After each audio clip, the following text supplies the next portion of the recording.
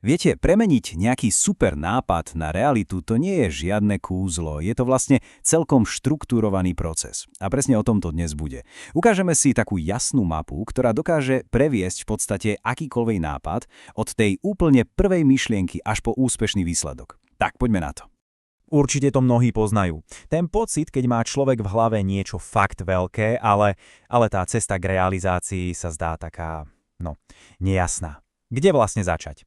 Ale mám dobrú správu. Každé jedno skvelé riešenie, či už je to nejaká jednoduchá apka alebo megakomplexný systém, sleduje v zásade veľmi podobnú, jasnú a štrukturovanú cestu. No a aby sme sa v tom celom nestratili, celý tento proces si pekne rozdelíme do 4 hlavných fáz. Sú to pochopenie, potom návrh, ďalej tvorba a nakoniec samozrejme prevádzka.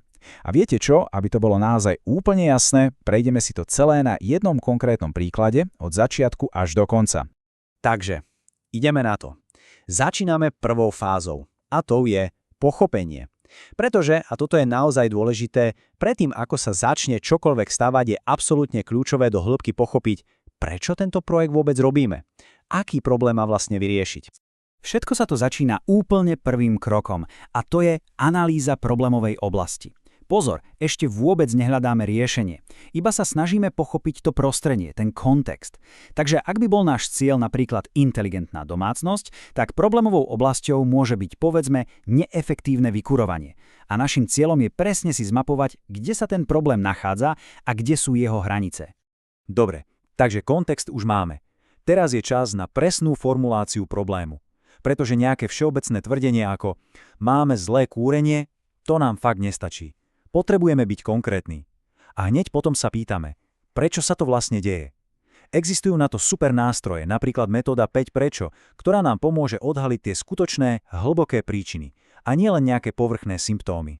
No a týmto sa plynulo dostávame do druhej fázy. Keď už máme problém jasne definovaný, môžeme sa konečne presunúť od toho prečo k vytvoreniu podrobného plánu riešenia. V podstate presne tu sa začína rodiť tá konkrétna podoba nášho projektu.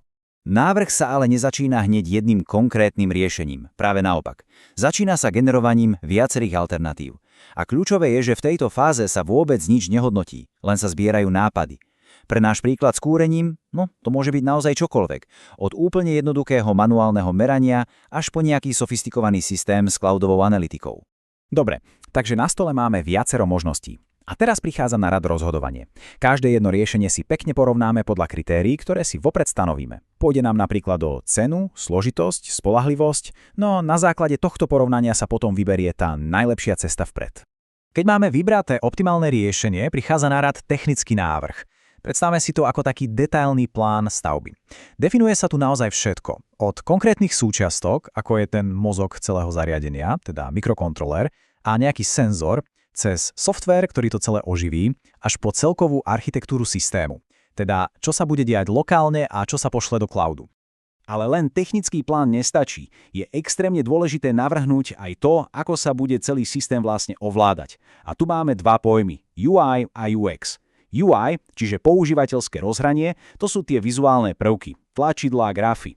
Ale UX, používateľská skúsenosť, je o tom celkovom pocite, či je systém intuitívny, jednoduchý a príjemný na používanie. A skvelé je, že nástroje ako napríklad Figma nám pomôžu vytvoriť prvé návrhy ešte predtým, než sa napíše čo i len jeden riadok kódu.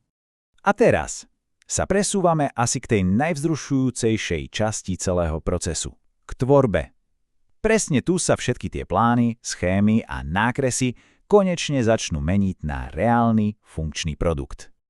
Takže ideme na 8. krok, vývoj prototypu. Celé sa to zvyčajne začína spojením všetkých komponentov na takej experimentálnej doske. Keď je hardware pospájaný, prichádza na rad programovanie, teda tvorba softvéru, ktorý ten hardware vlastne oživí. Potom sa nastaví komunikácia, napríklad s internetom, a nové funkcie sa pridávajú pekne postupne, krok za krokom. Samozrejme, realita je takmer vždy o čosi zložitejšia ako ten najlepší plán a presne preto je 9. krok, teda ladenie a testovanie, absolútne nevyhnutný. Tu sa odhaľujú a opravujú všetky tie nepríjemné problémy, ako sú napríklad výpadky Wi-Fi alebo nesprávne dáta zo senzorov. Cieľ je jasný, vytvoriť stabilný a spoľahlivý prototyp. Fajn, takže prototyp máme otestovaný a stabilný. Teraz je čas premeniť ho na finálny produkt. A to znamená hneď niekoľko vecí. Napríklad optimalizovať spotrebu energie, navrhnúť vlastnú, peknú, kompaktnú dosku plošných spojov a čo je dnes absolútne kľúčové, implementovať bezpečnostné prvky.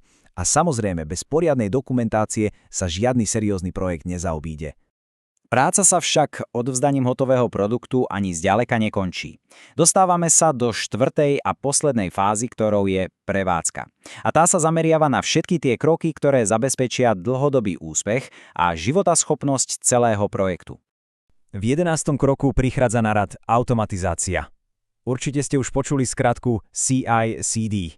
Predstavme si to ako takú automatizovanú kontrolu kvality a zároveň doručovací systém.